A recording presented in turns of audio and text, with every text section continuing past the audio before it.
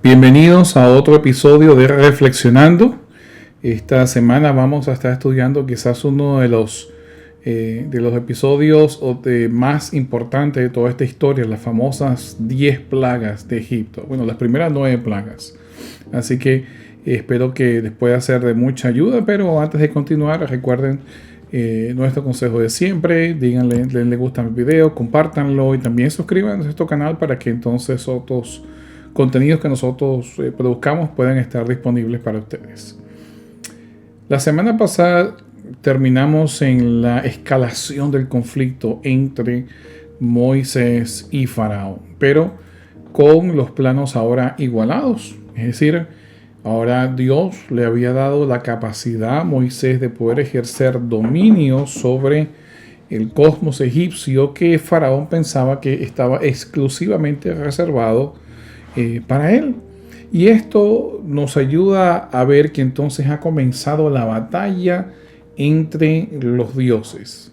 Por un lado está Dios con Moisés y Aarón, por otro lado está Faraón con todo su panteón egipcio. Y los egipcios estamos acostumbrados a escuchar de estas batallas entre los dioses, el famoso ojo de Horus, ¿no? que se sale de la deidad por una batalla con otro dios llamado Set, y entonces también tenemos el conflicto de Osiris, que es muerto y sepultado en el Nilo, y por eso su aspecto verdoso como una persona ahogada, pero luego es reconstruido por otras deidades. Así que los egipcios están acostumbrados a ver que los dioses peleen o tengan batallas unos con otros, pero un dios en particular, el faraón mismo, estaba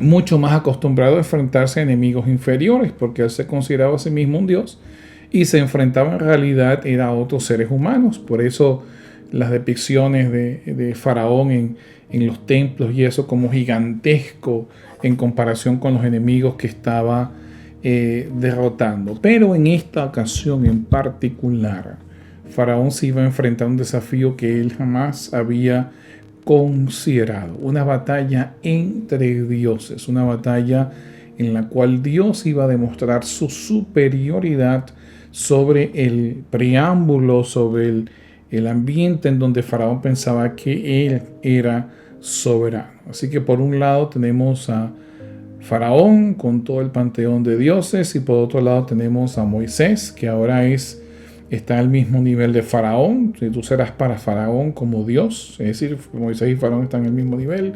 Tiene a Aarón como profeta. El Faraón tenía su personal cultico que también lo asistía, y Yahweh era el único verdadero Dios que estaba sosteniendo a Moisés, pero Faraón pensaba que contaba con el apoyo de todas las deidades egipcias. Y noten lo que nos dice en Éxodo 7:5. Éxodo 7:5.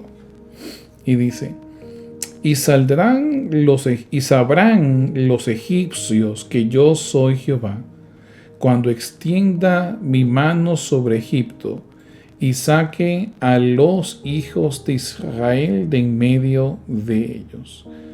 Esta es una declaración de confrontación. Quizás nosotros la pudiéramos asociar hoy en día con las declaraciones de guerra que emite un presidente o un congreso de un país hacia otro gobierno o hacia otra población. Es una declaración directa de guerra. Dios se va a levantar como guerrero en contra de los egipcios. Y noten cómo se desarrolla el primer episodio de conflicto.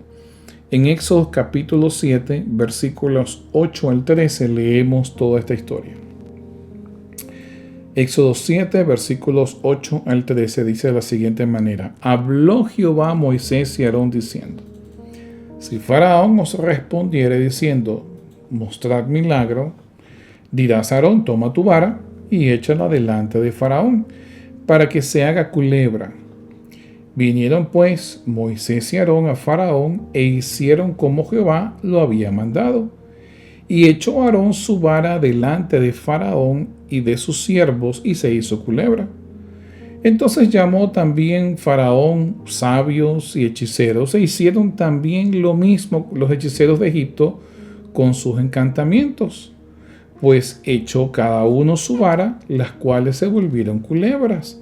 Mas la vara de Aarón devoró las varas de ellos, y el corazón de Faraón se endureció y no los escuchó como Jehová lo había dicho.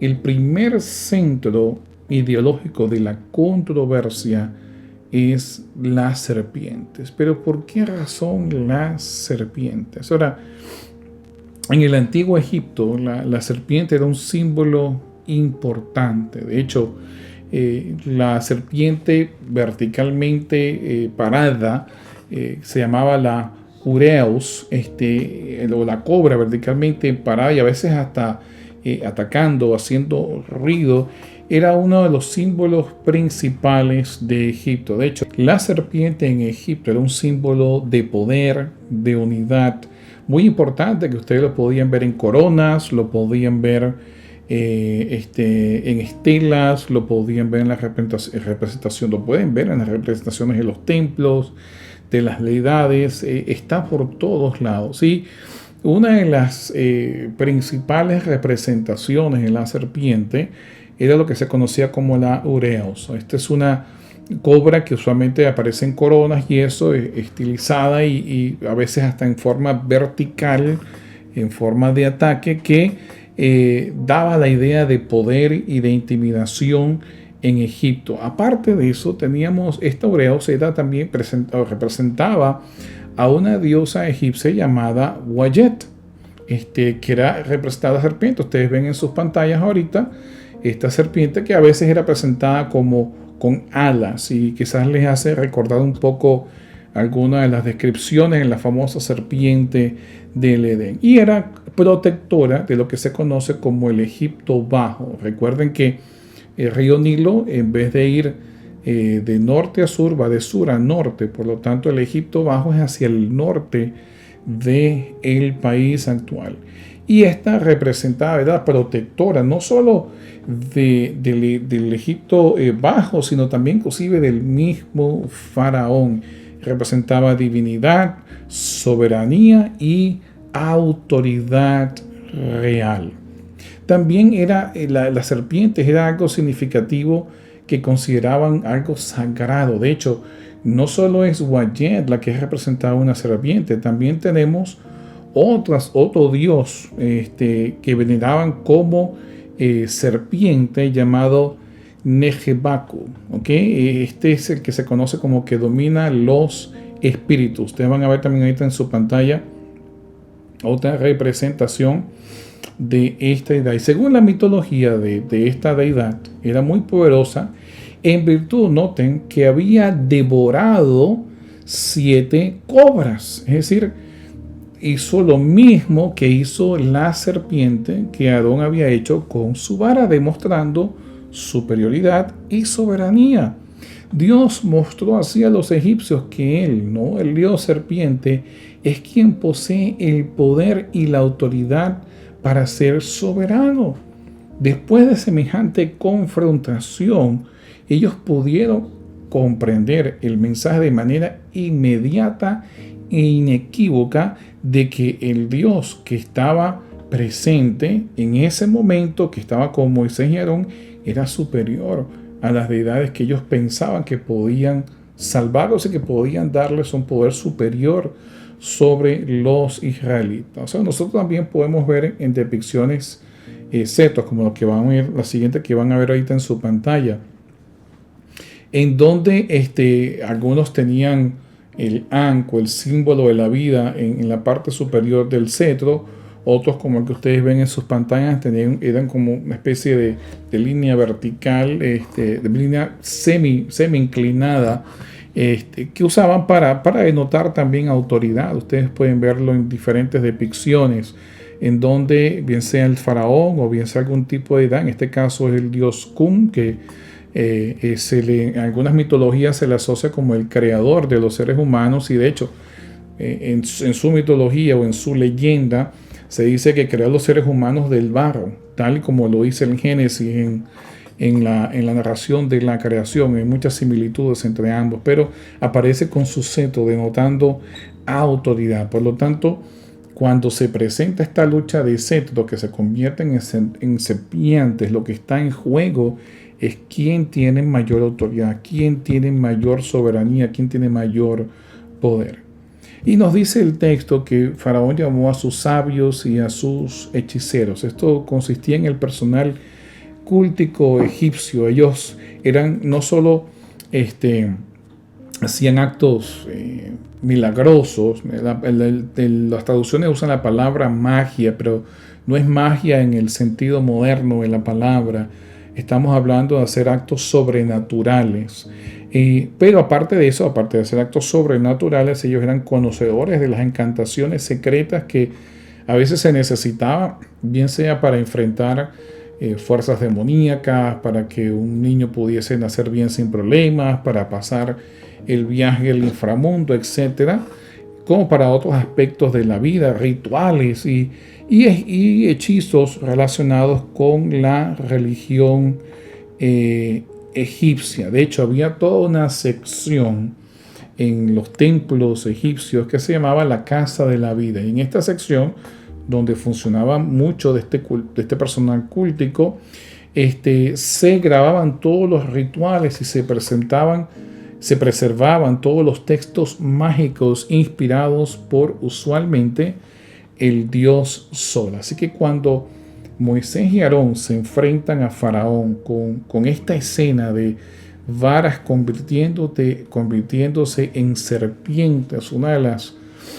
las leyendas que evoca es precisamente esta de la serpiente del inframundo, en la cual venía y devoraba a otras serpientes, o a la cual inclusive tenían que decir encantaciones para poder pasar por ella el alma del faraón que había fallecido, a fin de que pudiese regresar al cuerpo momificado. Así que ellos tenían bien incrustados en su cultura estas adoraciones y representaciones y simbología en cuanto a la serpiente. Ahora, el segundo desafío tenía que ver con el sostenimiento de Egipto. El primer desafío tenía que ver con autoridad, con soberanía.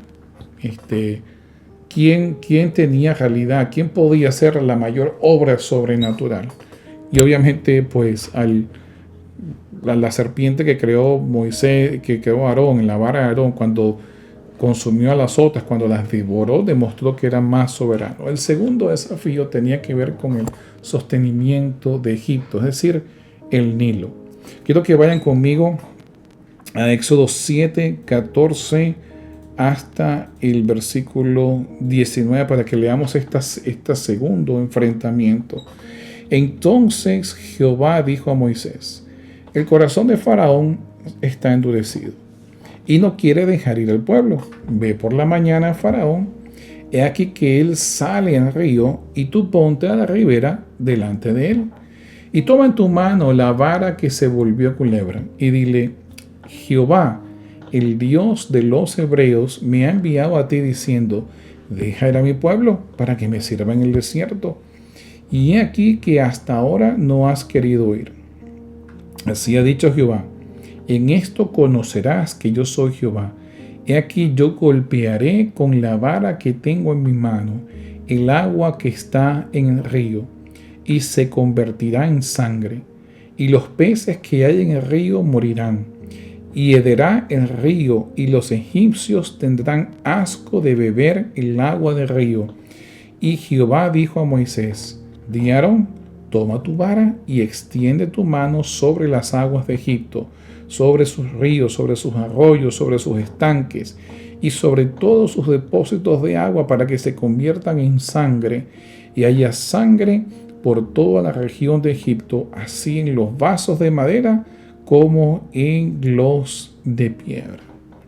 Ahora, les invito a que hagan algo. Vayan, si tienen acceso a Google, vayan a Google Earth, o los mapas estos satelitales, y pongan Egipto.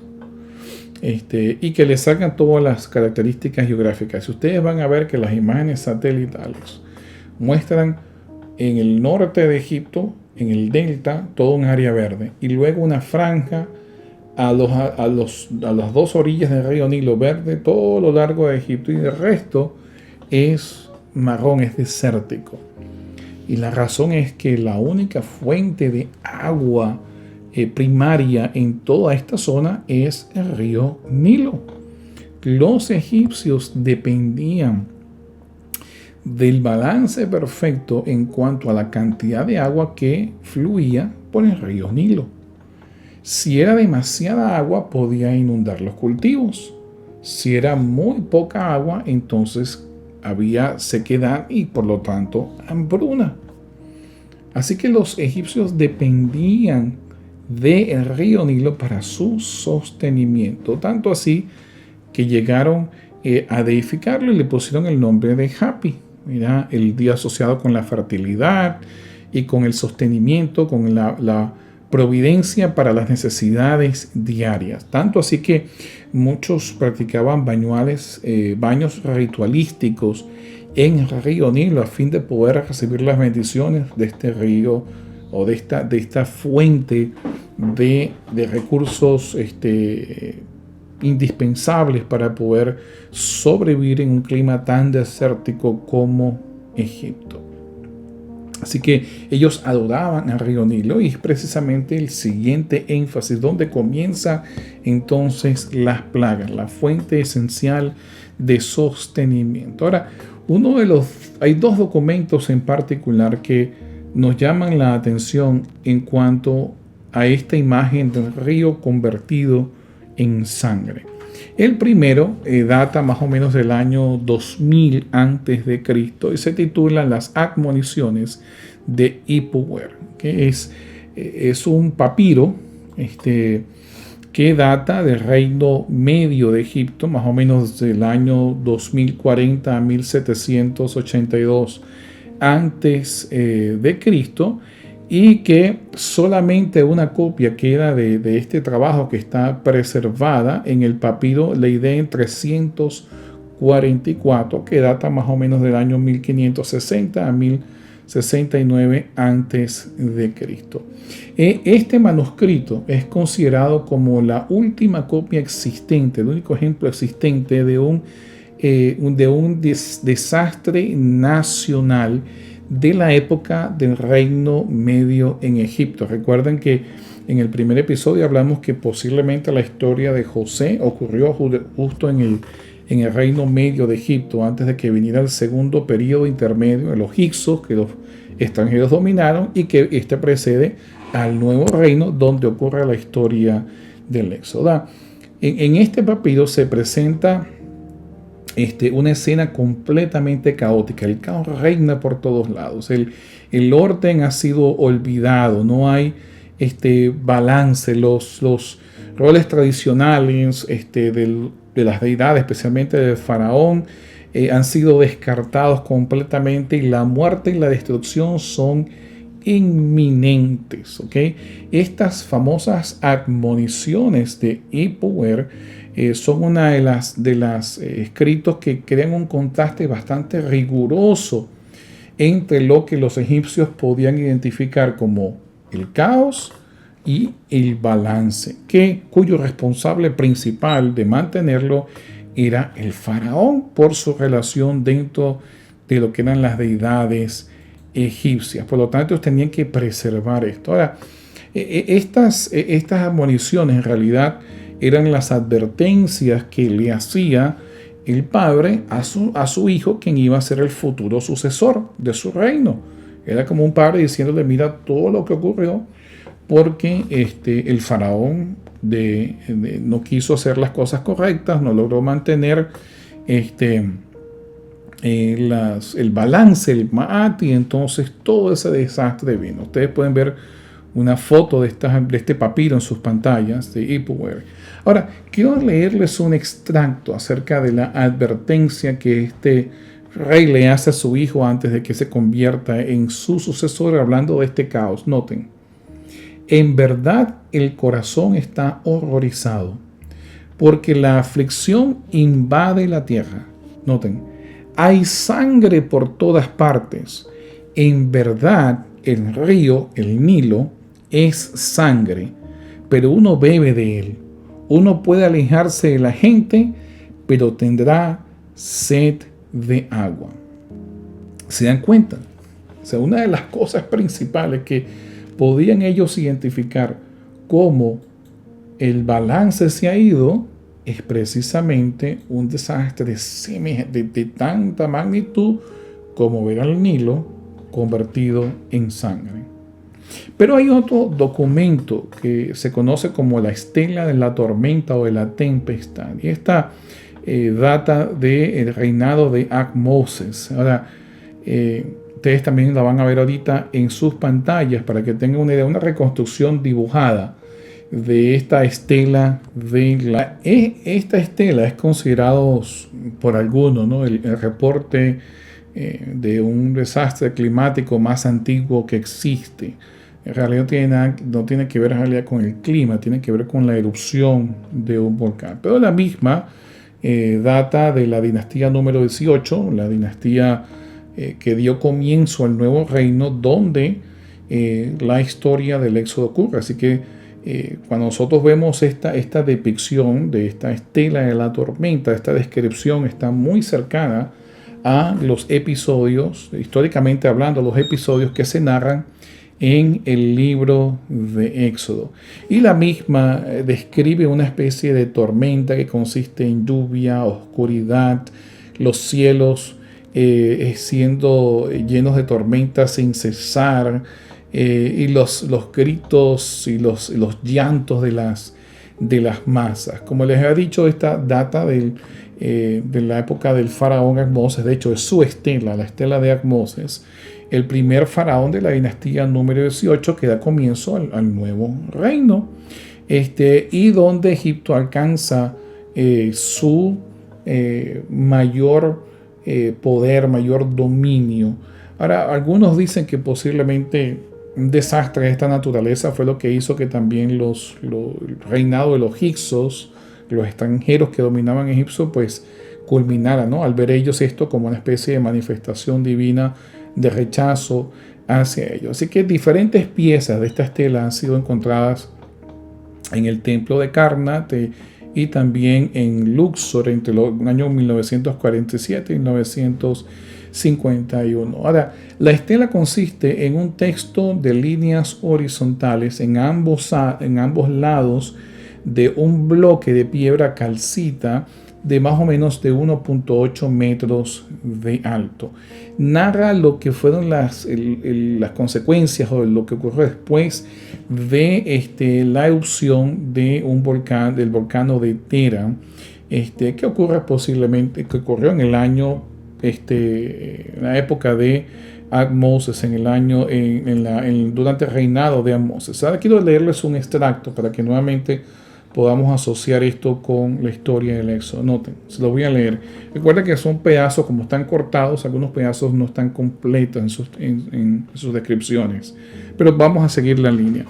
Ahora bien, este gran Dios deseó a su majestad, puntos suspensivos, mientras los dioses se quejaban de su descontento, entonces los dioses hicieron que el cielo cayera en una tempestad de lluvia, con oscuridad en el estado del oeste, y el cielo estando en tormenta sin cesar, más fuerte que los gritos de las masas, más poderoso que mientras la lluvia aullaba en las montañas, más fuerte el sonido de la fuente subterránea del Nilo que está en Elefantina.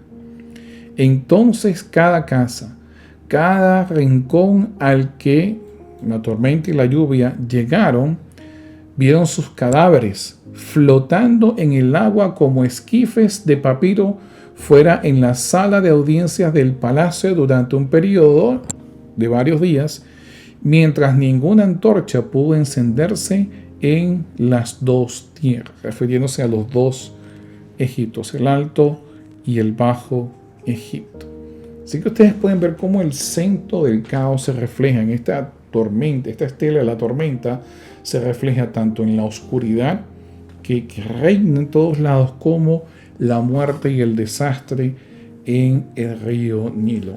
Ambas literaturas, al ver el Nilo transformarse en sangre, serían recordadas por Faraón y por el personal cultico y posiblemente por las demás personas, porque estas historias pasarían en forma verbal de generación en generación y estarían todos apercibidos y alarmados de que estaban nuevamente entrando en un periodo de desastres. Ellos, al ver el Nilo convertido en sangre, entendían claramente que el balance se estaba perdiendo, algo estaba errado y por supuesto el principal responsable de todo esto no era ningún otro que Faraón. Pero antes de continuar con la descripción de estas plagas, tenemos que hacernos una pregunta. Y la pregunta está basada en los siguientes textos que yo les voy a leer. Primer texto, Éxodo 7:3. Noten lo que dice. Y yo endureceré el corazón de Faraón y multiplicaré en la tierra de Egipto mis señales y mis maravillas. Ahora leamos los versículos 13 y 14 del mismo capítulo. Y el corazón de Faraón se endureció y no los escuchó como Jehová lo había dicho.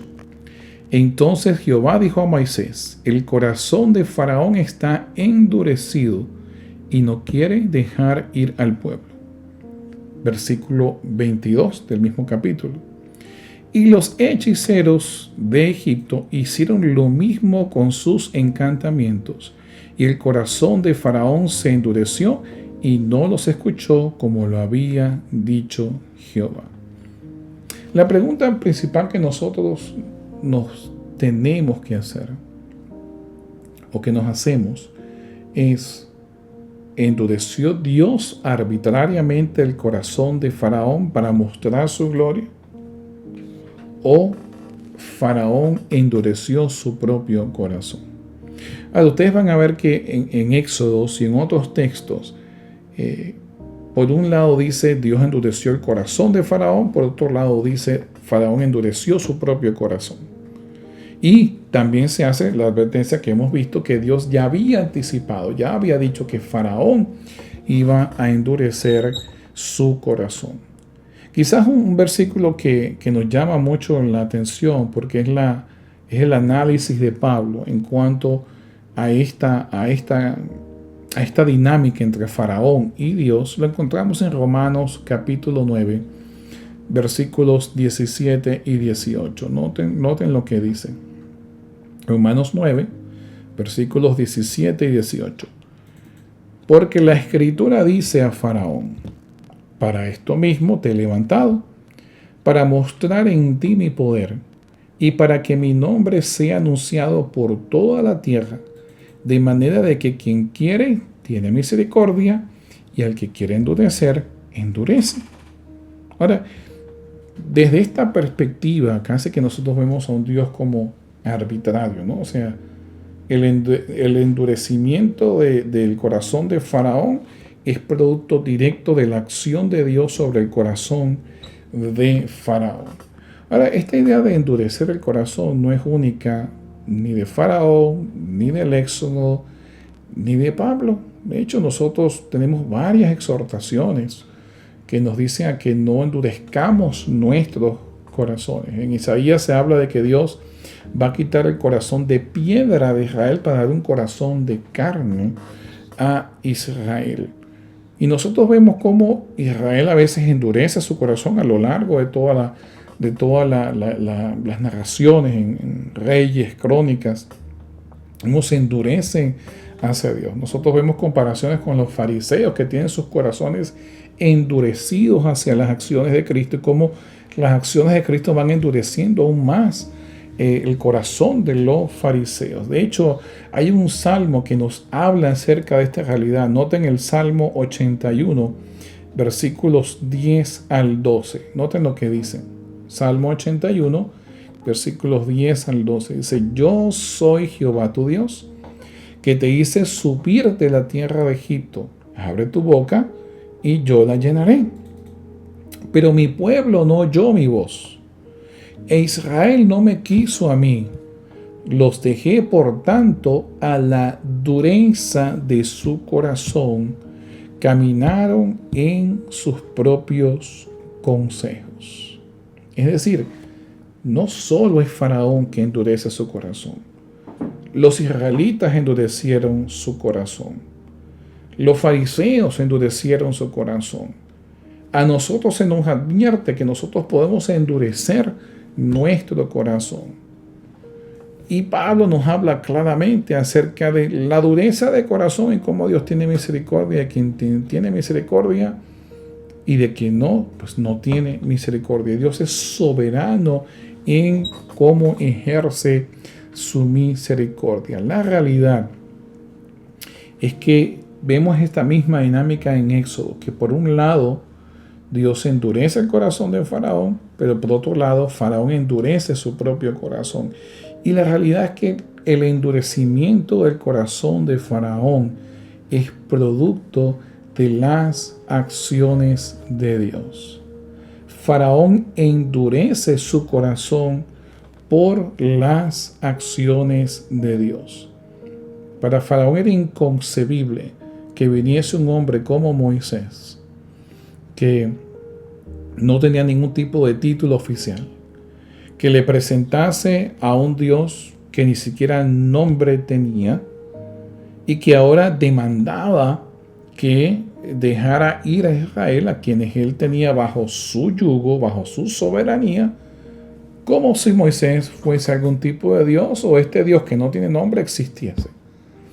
Por lo tanto, al manifestarse, a darse manifestaciones de poder, como el río convertido en sangre, como las plagas descendiendo, Faraón iba endureciendo cada vez más su corazón. Y en algunos momentos quiere ceder y nuevamente lo vuelve a endurecer. Y en otros momentos quiere ceder y nuevamente lo vuelve a endurecer. La realidad es que Faraón pudo haber seguido el ejemplo por lo menos de Nabucodonosor, quien vio grandes milagros y reaccionó en forma positiva, según nos cuenta el libro de Daniel, hacia las acciones milagrosas que Dios hacía.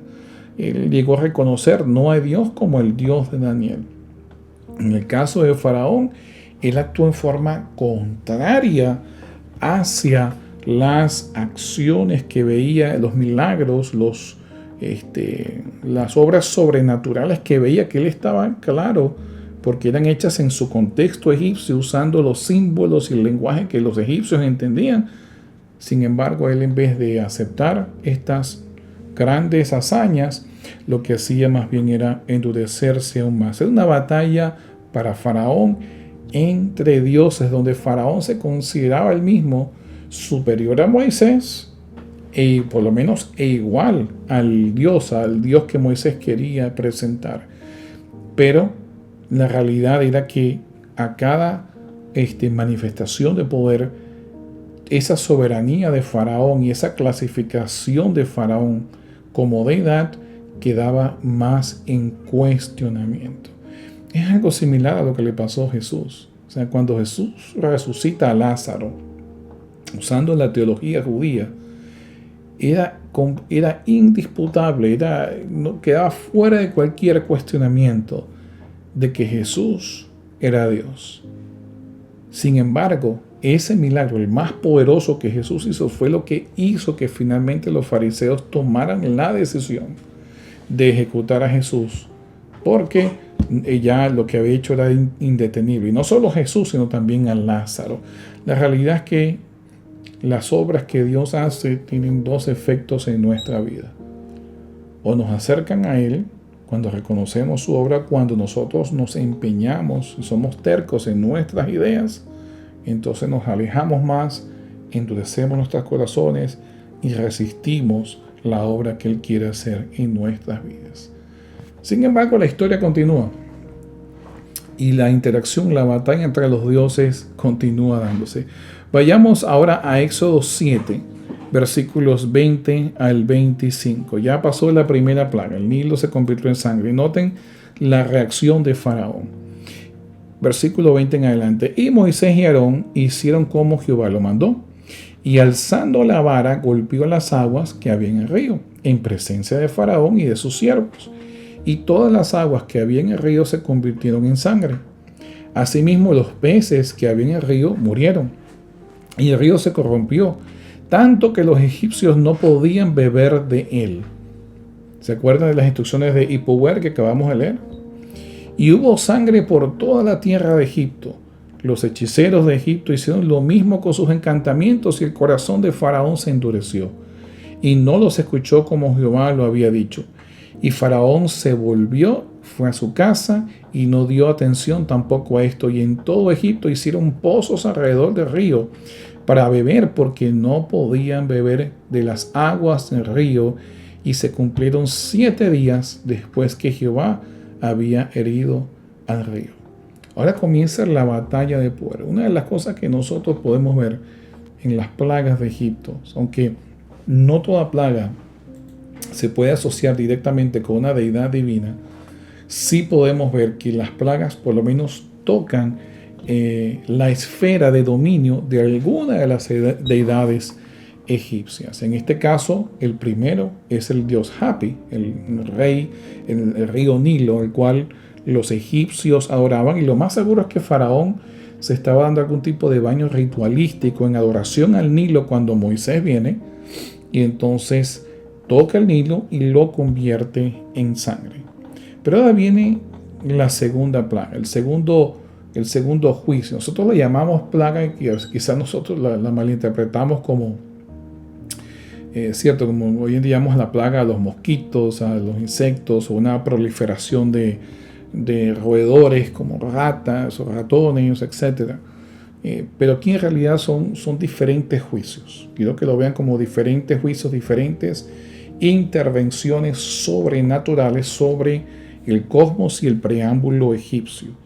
Y cada uno de ellos tocan alguna de las esferas importantes para los egipcios. Ahora vamos a leer lo que dice el segundo juicio. Vayan conmigo a Éxodo capítulo 8, versículos 1 al 7. Noten lo que dice. Éxodo 8, versículos 1 al 7.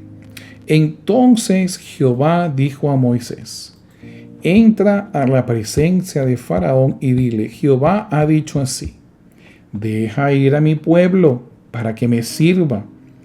Y si no lo quisieres dejar ir, he aquí yo castigaré con ranas todos sus territorios. Y el río criará ranas, las cuales subirán y entrarán en tu casa, en la cámara donde duermes y sobre tu cama y en las camas de tus siervos, en tu pueblo, en tus hornos y en tus artesas. Y las ranas subirán sobre ti, sobre tu pueblo y sobre todos tus siervos. Y Jehová dijo a Moisés: di a Aarón: extiende tu mano con una vara sobre los ríos, arroyos y estanques, para que haga subir ranas sobre la tierra de Egipto. Entonces Aarón extendió su mano sobre las aguas de Egipto y subieron las ranas que cubrieron la tierra de Egipto. Y los hechiceros hicieron lo mismo con sus encantamientos e hicieron venir ranas sobre la tierra de Egipto. Una de las cosas curiosas que nos llama la atención aquí es que Faraón se empeña en como igualar su poder con las manifestaciones de Moisés. No se preocupa del significado, de las consecuencias que está trayendo esto. Los egipcios no querían beber, no podían beber agua porque estaban las aguas vueltas sangre, no podían pescar, y Faraón se preocupa es nada más en demostrar que él tiene el mismo poder que Moisés y Aarón.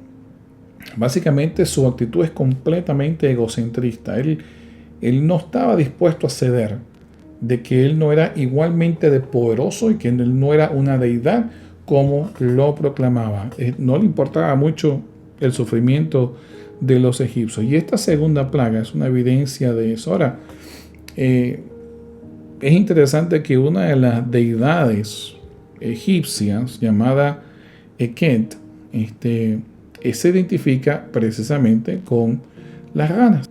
En sus pantallas ustedes ven una depicción, ven una persona con una máscara, o posiblemente la representación de una deidad.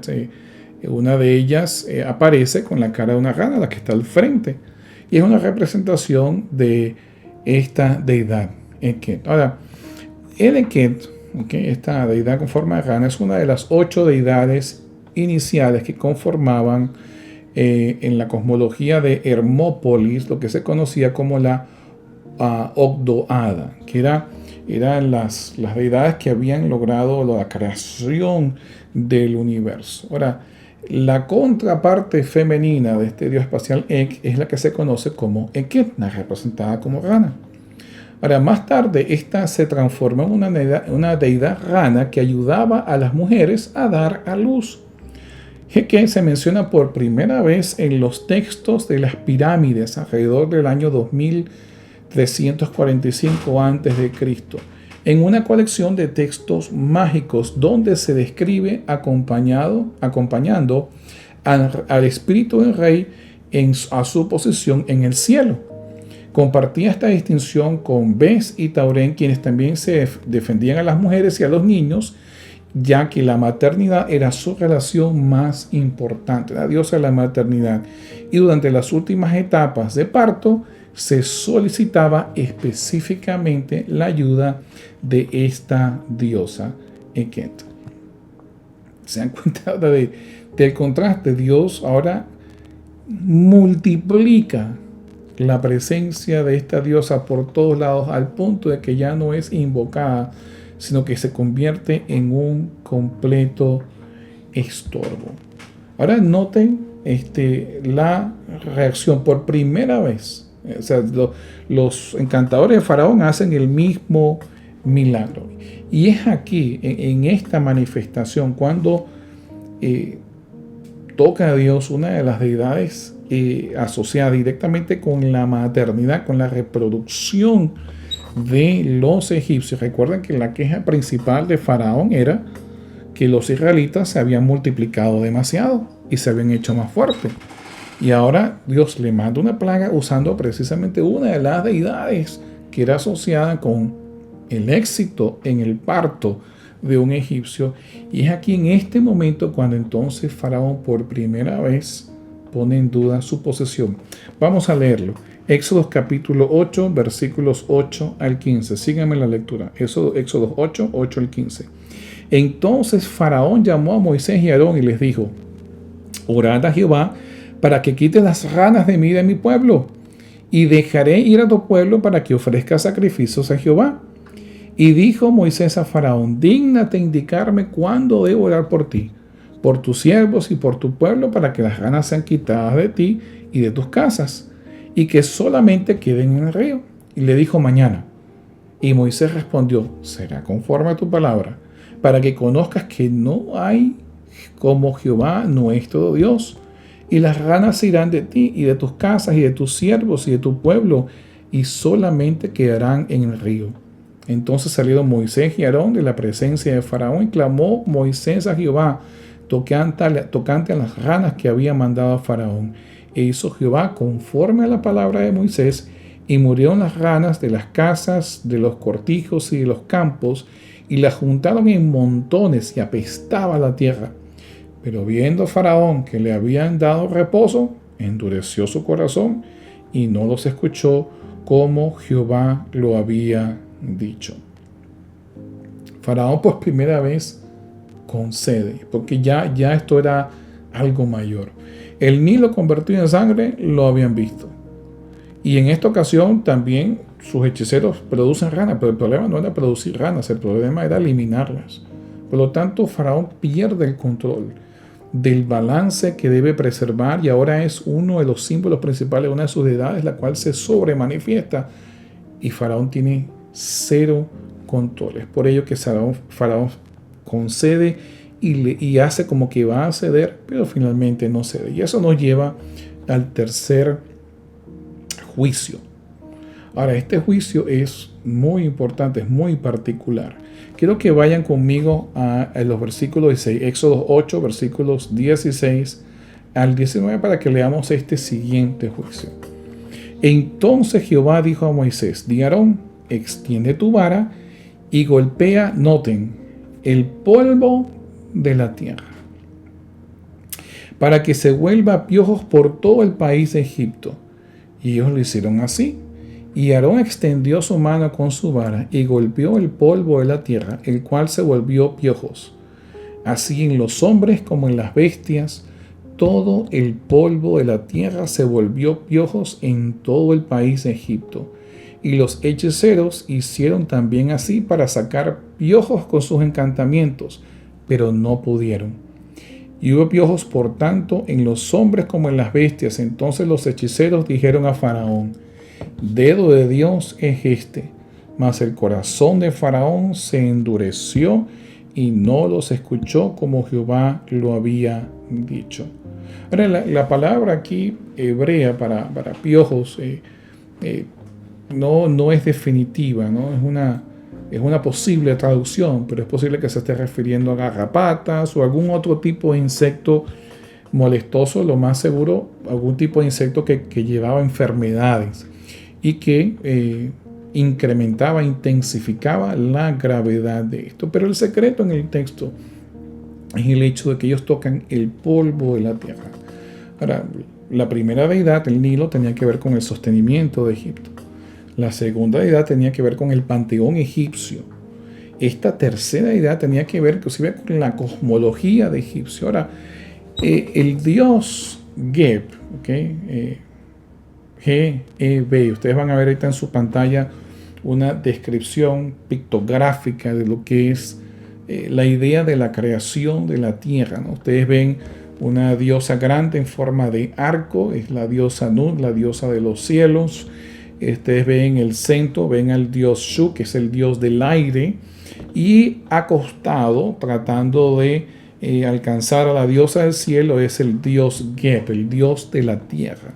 Esta es la escena más clásica, la cosmología de lo que es una ciudad que se conoce como Heliópolis, en donde se describe la creación del ámbito del ser humano. Y la tierra, el polvo, se describe como el trono de Geb, era su dominio.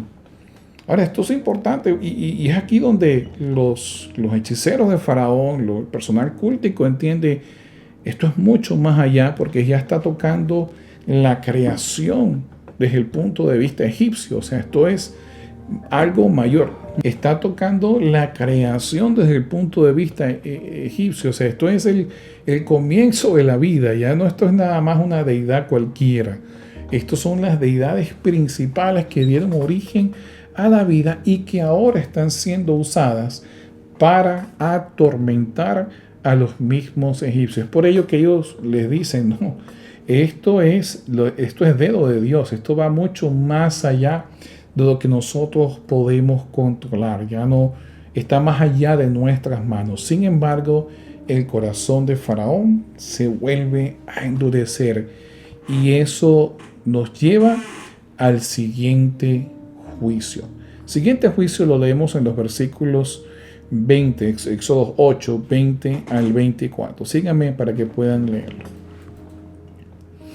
Y Jehová dijo a Moisés: levántate de mañana y ponte delante de Faraón. Y aquí que él sale al río y dile: Jehová ha dicho así: dejaré a mi pueblo para que me sirva.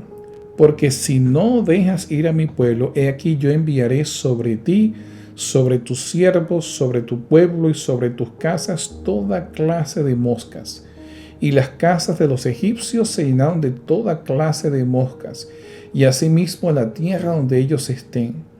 Y aquel día yo apartaré la tierra de Goshen, en la cual habita mi pueblo, para que ninguna clase de moscas haya en ella, a fin de que sepas que yo soy Jehová en medio de la tierra, y yo pondré redención entre mi pueblo y el tuyo.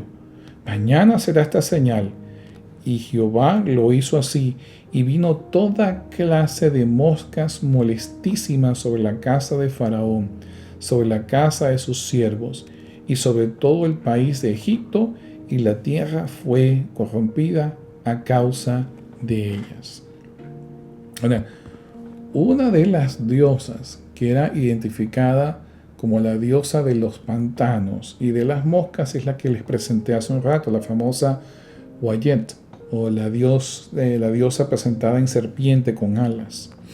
Pero aparte de eso había otro dios llamado el dios Jepri, que era la deidad del sol naciente, el renacimiento, etc., que era representado con la cabeza de una mosca. Es interesante que estos mismos dioses los usó Dios para entonces traer esta plaga. De hecho, usted puede ver a lo largo de diferentes etapas en Egipto cómo las moscas eran puestas en collares y en otros símbolos, porque se habían asociado con la vida después de la muerte. Cuando usted ve un animal muerto, ¿verdad? Usualmente lo ve rodeado de moscas. Por lo tanto, era un símbolo importantísimo en Egipto, y no solo era importante, sino que aparte de eso, ahora corrompiendo la tierra, ya que las moscas obviamente traían enfermedades, traían una serie de consecuencias terribles y hacían que el pueblo de Egipto quedase afligido. Sin embargo, Faraón, aunque la tierra estaba completamente corrompida, de todas maneras endureció su corazón, y eso nos lleva a la siguiente plaga. Noten cómo cada una de ellas va a irse intensificando más. Y la siguiente tiene que ver con el ganado. Noten, Éxodos capítulo 9, versículos 1 al 7. 1 al 7. Noten lo que dice. Entonces Jehová dijo a Moisés: entra a la presencia de Faraón y dile: Jehová, el Dios de los hebreos, dice así: dejará a mi pueblo para que me sirva, porque si no lo quieres dejar ir y lo detienes aún, he aquí la mano de Jehová estará sobre tus ganados que están en el campo, caballos, asnos, camellos, vacas y ovejas, con plaga gravísima. Y Jehová hará separación entre los ganados de Israel y los de Egipto, de modo que nada muera de todos los hijos de Israel. Y Jehová fijó plazo diciendo: mañana hará Jehová esta cosa en la tierra. Y al día siguiente Jehová hizo aquello, y murió todo el ganado de Egipto. Mas del ganado de los hijos de Israel no murió uno. Entonces Faraón envió, y aquí que del ganado de los hijos de Israel no había muerto uno. Mas el corazón de Faraón se endureció y no dejó ir al pueblo. Ahora, el ganado obviamente era una de las principales fuentes de alimento, no solo porque proveía leche, sino porque también proveía pieles y también proveía carne para alimento. Y los egipcios tenían cierta devoción por lo que era el ganado, porque era una especie de símbolo de la fertilidad. Tanto así que habían dos deidades principales, una femenina, Hathor, que era presentada como una vaca a veces, y a veces también como una mujer, pero con cuernos de vaca, y sus orejas también a veces eran presentadas como las orejas de una vaca puntiagudas. Y al mismo tiempo también había otro dios llamado el toro de Apis, que también era presentado como un toro, como parte de un ganado, y le daba la importancia porque justamente eran ellos los que podían proveer a Egipto con lo que era alimento y otros recursos esenciales. Así que ahora vemos cómo va trascendiendo, se va intensificando cada plaga en forma general, y ahora va específicamente enfocándose en deidades y en preámbulos directamente relacionados con el panteón egipcio. En cada juicio, Faraón demuestra que no está complaciendo a estas deidades y que no está cumpliendo su rol como mediador en forma exitosa. Por el contrario, está sumergiendo a Egipto en el caos total. Se ha perdido el balance. Pero ahora viene el siguiente juicio. El siguiente juicio toca algo a los egipcios directamente. Todo lo demás era sobre el ganado, sobre el Nilo, las moscas, las ranas, pero no había tocado personalmente a ningún egipcio. Ahora noten lo que hace el siguiente juicio. Éxodo 9, versículos 8 al 12. Y dijo Jehová a Moisés y a Aarón: toma puñados de ceniza de un horno, y la esparcirá Moisés hacia el cielo delante de Faraón, y vendrá a ser polvo sobre toda la tierra de Egipto, y producirá salpullido con úlceras en los hombres y en las bestias por todo el país de Egipto. Y tomaron ceniza del horno y se pusieron delante de Faraón, y esparció Moisés hacia el cielo, y hubo sarpullido que produjo úlceras tanto en los hombres como en las bestias, y los hechiceros no podían estar delante de Moisés a causa del sarpullido, porque hubo sarpullido en los hechiceros y en todos los egipcios. Pero Jehová endureció el corazón de Faraón y no los oyó, como lo había dicho a Moisés. En este caso, los egipcios confiaban en dos deidades principales para su sanidad. Una de ellas era Isis. Isis es una de las deidades que interviene en la restauración del dios de la momificación, Osiris. Osiris es ahogado en el Nilo, lo es cortado en partes, pero Isis es la que trabaja restaurándolo y sanándolo para volverlo a traer a la vida. Por lo tanto, era una diosa relacionada con la medicina, la magia y la sabiduría. Al mismo tiempo había otro dios que había sido un arquitecto de pirámides llamado Imhotep, que luego fue deificado y también se le asoció con lo que era la parte de la medicina y la curación. Por lo tanto, estos dos dioses estaban siendo completamente derrotados por una ceniza que Moisés había arrojado hacia el cielo. Y no importaban las encantaciones que pudiesen hacer estos dioses, estos hechiceros, estos sabios, no podían detenerlo. Es más, ellos mismos eran víctimas de estas úlceras que les estaban saliendo. Y encima de eso tenemos otra deidad que era encargada de las epidemias y de las guerras, llamada Sekhmet. Sekhmet. Esta deidad encargada de esto, y pareciera como que esta diosa se hubiese vuelto en contra de los mismos egipcios. Pero aún así, Faraón endurece aún más su corazón, y eso nos lleva al siguiente juicio. Noten, el siguiente juicio ahora vuelve a entrar nuevamente en el preámbulo del cosmos de la creación. Y lo encontramos en Éxodo capítulo 9, versículos 13 al 21. Se los leo, síganme la lectura, comenzando en el versículo 13. Entonces Jehová dijo a Moisés: levántate de mañana y ponte delante de Faraón y dile: Jehová, el Dios de los hebreos, dice así: deja ir a mi pueblo para que me sirva, porque yo enviaré esta vez todas mis plagas a tu corazón, sobre tus siervos y sobre tu pueblo, para que entiendas que no hay otro como yo en toda la tierra. Porque ahora yo extenderé mi mano para herirte a ti y a tu pueblo de plaga, y serás quitado de la tierra. Y en la verdad yo te he puesto para mostrar en ti mi poder, para que mi nombre sea anunciado en toda la tierra. Todavía te ensorbeces contra mi pueblo para no dejarlos ir. He aquí que mañana a estas horas yo haré llover granizo muy pesado, cual nunca hubo en Egipto, desde el día en que se fundó hasta ahora. Envía pues a recoger tu ganado y todo lo que tienes en el campo, porque todo animal, hombre o animal que sea en el campo y no sea recogido en casa, el granizo caerá sobre él y morirá. De los siervos de Faraón, el que tuvo temor a la palabra de Jehová, hizo ir a sus criados y a su ganado a casa. Mas el que no puso en su corazón la palabra de Jehová, dejó a sus criados y sus ganados en el campo. Ahora, esto es muy importante, porque en esta siguiente plaga hay un contraste, algo comienza a cambiar. Dios le da la oportunidad a los egipcios de comenzar a creer en que Moisés y Aarón son mucho más poderosos y más soberanos que Faraón.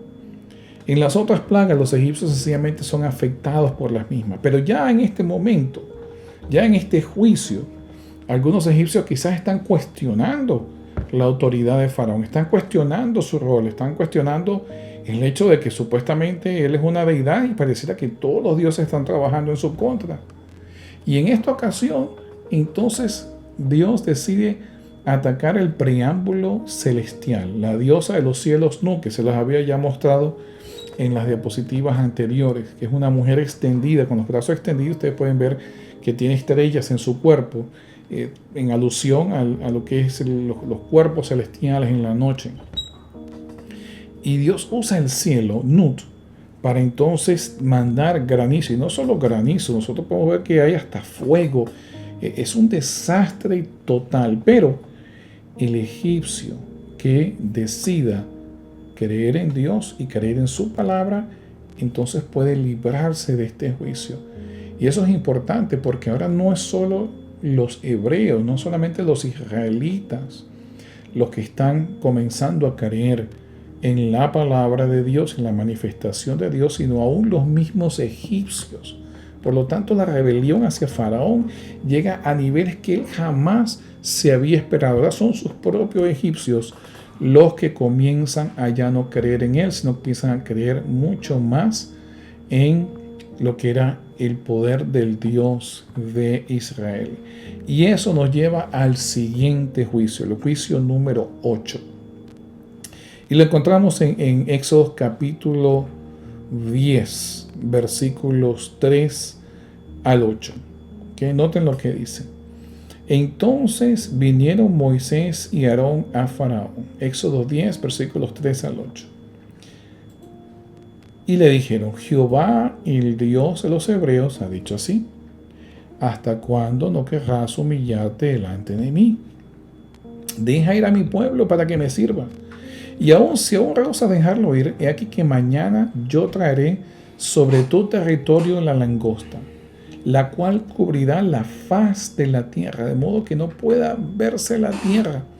Y ella comerá lo que escapó y lo que os quedó del granizo. Comerá asimismo todo árbol que os fructifique en el campo, y llenará tus casas y las casas de todos tus siervos y las casas de todos los egipcios, cual nunca vieron tus padres ni tus abuelos, desde que ellos fueron sobre la tierra hasta hoy. Y se volvió y salió delante de Faraón. Entonces los siervos de Faraón le dijeron, ¿hasta cuándo será este hombre un lazo para nosotros? Deja ir esos hombres para que sirvan a Jehová su Dios. ¿Acaso no sabes todavía que Egipto ya está destruido?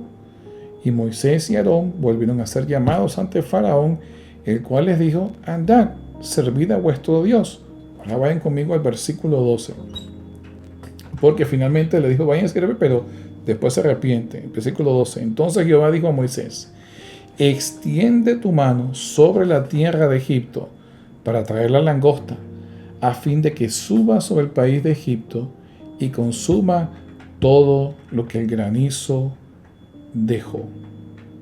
Es decir, ahora el uso de plagas, el uso de langostas, en la antigüedad era claramente identificado como un castigo divino. De hecho, ustedes pueden ver, por lo menos en el libro de Joel, donde se aplica la misma imagen entonces al pueblo de Israel. Lo que no come un tipo de langosta lo come la otra el otro tipo de langosta. Lo que no come este tipo de langosta lo come la otra.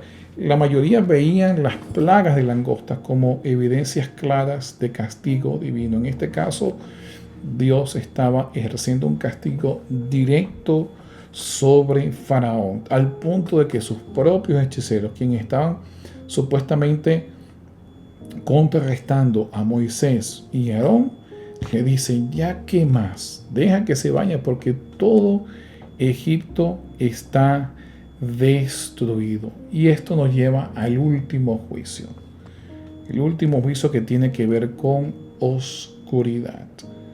Y quiero que recuerden nuevamente las admoniciones de Hipower y la tormenta, la estela de la tormenta. Nuevamente recuerden estos dos, donde se menciona oscuridad como símbolo de caos total.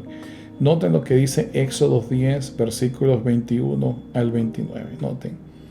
Jehová dijo a Moisés: extiende tu mano hacia el cielo, para que haya tinieblas sobre la tierra de Egipto, tanto que cualquiera las palpe. Y extendió Moisés su mano hacia el cielo, y hubo densas tinieblas sobre toda la tierra de Egipto por 3 días. Ninguno vio a su prójimo, ni nadie se levantó de su lugar en 3 días. Mas todos los hijos de Israel tenían luz en sus habitaciones. Entonces Faraón hizo llamar a Moisés y dijo: Id, servid a Jehová, solamente queden vuestras ovejas y vuestras vacas, vayan también vuestros niños con vosotros. Y Moisés respondió: tú también nos darás sacrificios y holocaustos que sacrifiquemos para Jehová nuestro Dios.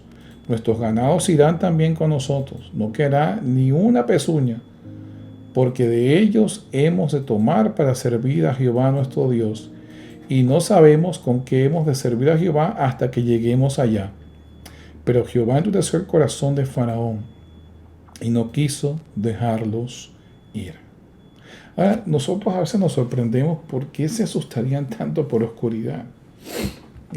Nosotros tenemos la región de Alaska aquí en los Estados Unidos, donde aproximadamente por 2 meses y algo, 3 meses, hay periodo de oscuridad total. ¿Por qué se asustaron tanto los egipcios? Para ello, nosotros tenemos que entender 2 cosas. Uno, las deidades centrales de Egipto eran las solares, como Ta, Ra, Amun-Ra, etc. Y dentro de todas las cosmologías egipcias, el sol tenía una vital importancia, ya que era símbolo de la vida. Tanto así que los egipcios pensaban en la vida como 2 ciclos: el ciclo del día y el ciclo de la noche. El ciclo del día representaba la vida, que era justamente asociada con el sol y con la luz, mientras que el ciclo de la noche representaba la muerte y era asociada con la oscuridad. De allí la idea del inframundo, lugar lleno de demonios en donde las almas o el Ka del faraón tenía que pasar por este viaje. Había una serpiente que lo podía devorar y diferentes peligros, y entonces tenía que ir leyendo encantaciones para entonces poder pasar por el mundo de la muerte y entonces volver a vivir, que su alma saliese, llegase nuevamente a su tumba y pudiese habitar nuevamente en el cuerpo que se le había preservado por medio del proceso de momificación.